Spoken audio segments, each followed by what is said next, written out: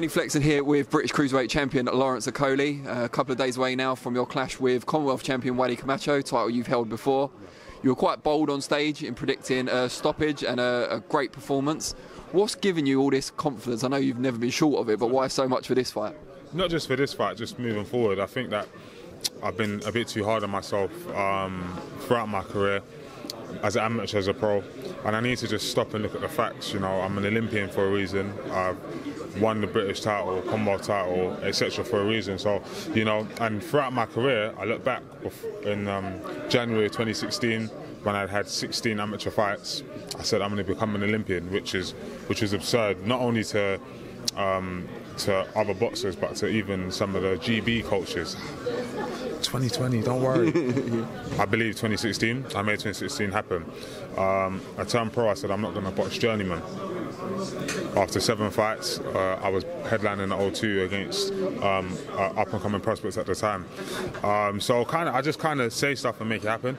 And I'm not afraid to put that pressure on myself and say, yo, I'm going to stop Wadi. So now I have to go out there and stop Wadi. Otherwise, I have to deal with looking at myself in the mirror after not stopping him. So I would look at myself on Sunday and say, I stopped Wadi.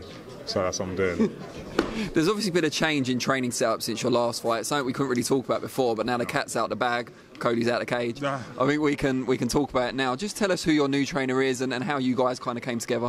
My new trainer is Barry Robinson, and before I carry on, I just want to say that me and Brian O'Shaughnessy, he's someone that I'm always going to have nothing but utmost respect and love for, and hopefully in the future we can, you know, work together. Like I said, I see him as more of a father figure than anything else. But in terms of training, I've been training with Barry Robinson. He's got experience in mixed martial arts and boxing. And I feel like where I'm at in my career is that I'm very physically strong, I'm fit, I'm naturally hungry, and like I'm able to do a lot of stuff just based off physical, athletically. And what I've been trying to work on with Barry is like agility, so moving left, moving right, moving back, moving forwards, southpaw, orthodox, just going through a lot of drills, which I think relates well with my brain. Doing it 3 minutes, 3 minutes, 3 minutes, 40 rounds of drills in a day, so it's instilled. So when I come to fight night, it's second nature. Like you might not realise a lot of stuff I was doing in my last fight because it wasn't against the world beater, but I felt free. I felt like I could move left, I could move right, I could switch, I could counter when I wanted to, I could do what I wanted. So that's kind of what I've been working on. And why is Barry Robinson the right man for that type of style? And what provoked the need to work on your agility and your lateral movement? I think not just agility, it's just different systems. So I'm quite a responsive fighter, and I feel like as much as I'm in it on my own, and it's basically I'm on my own, it's good to have sort of reminders like constantly. And Barry's a very loud guy, so I can hear him when I'm fighting or sparring, like, all right, get back on this. So it reminds me, okay, let me do this. So, you know, instead of in the middle of rounds being reminded, I could just go through it as the fight's going on, if that makes sense. Yeah, so it becomes a natural reaction rather than a kind of learned thing that you have to kind of think to yourself, then do the motion, yeah. So will we see a lot of the effect of that against Wadi on Saturday? Will it last long enough to see it? I can only wait and see on the day. I personally believe once I hit him clean, not maybe once, maybe a few times in quick succession, he'll understand what I'm talking about when I say that. I don't like to put too much emphasis on my power, but it's just my overall presence in the ring is it's very easy to look on the outside. Oh, he's gangly. Oh, all these. But you look at my opponents during the fights. None of them are happy. None of them are having a good time. It's not happy days. So he's going to understand why everyone has a better time in the build-up, calling me horseface, calling me a hugger, calling me all these names. Why on fight night it's a different story. Eddie Hearn's talking about after this fight, pitching you in with someone like Lebedev. Lebedev's a name that's come up a few times now. Is he someone that you want specifically, or do you just want anyone in the world, kind of top 10 to 15? That's where it is for me. I want anyone, but I think Eddie has a bit of excitement about that fight. So it's one that I will take. No stress. Like for me, like all of this, I'm not saying I anticipate losing, because that's the last thing that I anticipate. but this fear of losing, oh, what is the experience, oh, he's this, he's that, that's never been my mindset. So when I was boxing Chamberlain, as much as completely different levels, at the time, he's way more slick than you, he's a good boxer, you watch out. I'll take the fight, win. Matty Askin, really experienced, blah, blah, blah, I'll take the fight. Lebedev, I think Matty Askin and Lebedev would have a good fight.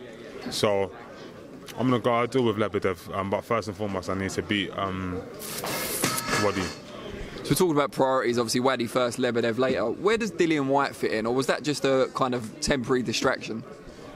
Yeah, it's ended up being a distraction. It takes a lot of energy, you know, it takes a lot of energy, but like I said, for me, I felt like he was like just saying my name, saying that this guy beat me, saying this, that and other. So I felt I'm going to give my opinion as a man on boxing. I believe I beat him in a fight. How he reacted and how it blew up is none of my business. All that I care about is boxing, so that's where it is. And is it, as the kids say these days, is the beef squashed? I can't believe I even said that.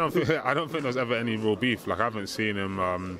I've spoken to his brother. It's just is what it is. Like I said, for me, am I going up to heavyweight tomorrow? No. Is me and Dillian Whyte a fight that's likely is going to happen this year or next year? No. So I don't really pay part in it. I still stick to what I say, but not yet.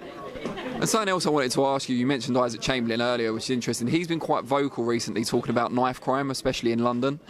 You're someone who's quite a focal point in your local community. People look up to you. You've obviously not had it easy coming up.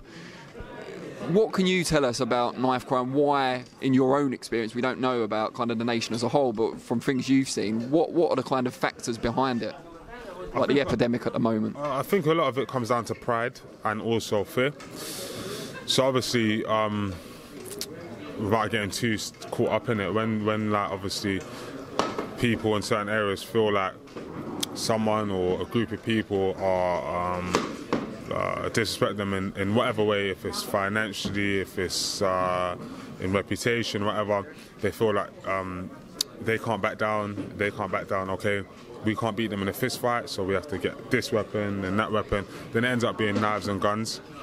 And another thing is also fear. So when you don't believe that you can win a fight, but you really want to beat someone, you have to go to the next best thing. If it's not a knife, it's a brick. If it's not a brick, it's...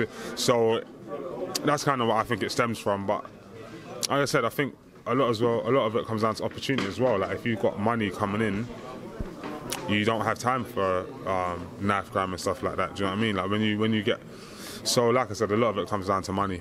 How important is it for guys in your position, you know, as a role model and also as a sportsman, so it's a relatable skill to people who come from a humble working class background who maybe don't see themselves becoming doctors or lawyers or whatever it might be, and that's not always the case.